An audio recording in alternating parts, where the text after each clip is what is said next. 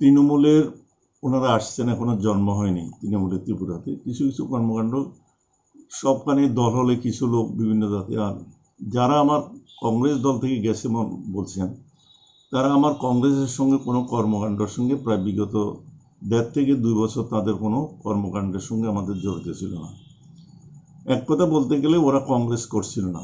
বিগত দিনে ধরুন কেউ ছিল আমাদের সাংগঠনিক হাত দেয়নি, কেউ পদে ছিল, কেউ প্রাক্তন হয়ে গেছে, এই হিসেবে ওরা কংগ্রেস বলছে। কিন্তু কংগ্রেস দলের ত্যাগ যেটা সেটা কিন্তু ঘটেনি। এরা কেউ কংগ্রেস দলের কাজকর্মের সঙ্গে এরা কেউ জড়িত নয় বিগত 15 থেকে 2 বছর, কারো 3 বছরও কোনো কাছে। সুতরাং এটাকে আমরা কোনো গুরুত্ব দিচ্ছি না।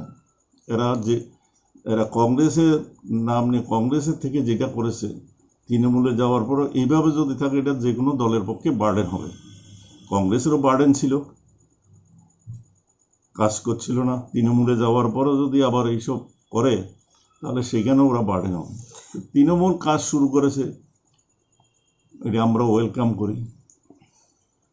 রাজনৈতিক ইলেকশনের সমঝোতা হয়, ধরেন বিজেপিকে হটানোর জন্য আমি যদি মনে করি যে তৃণমূলের সঙ্গে আঘাত করলে পরে আমার লাভ হবে, ওরা বিজেপির বিরুদ্ধে লড়াই করতে চায়, সেখানে নিশ্চয়ই আমরা সেটাকে স্বাগত জানাবো। কিন্তু এখনও তো দলটা গড়ে ওঠেনি। গড়ে উঠলে যদি দেখা যায় যে ওরা একটা শক্তি হিসাবে আত্মপ্রকাশ করেছে, নিশ্চয়ই আমরা চাইব, তাদেরকে আহ্বান জানাবো আমাদের সঙ্গে আসতে, বিজেপির বিরুদ্ধে লড়াই করতে।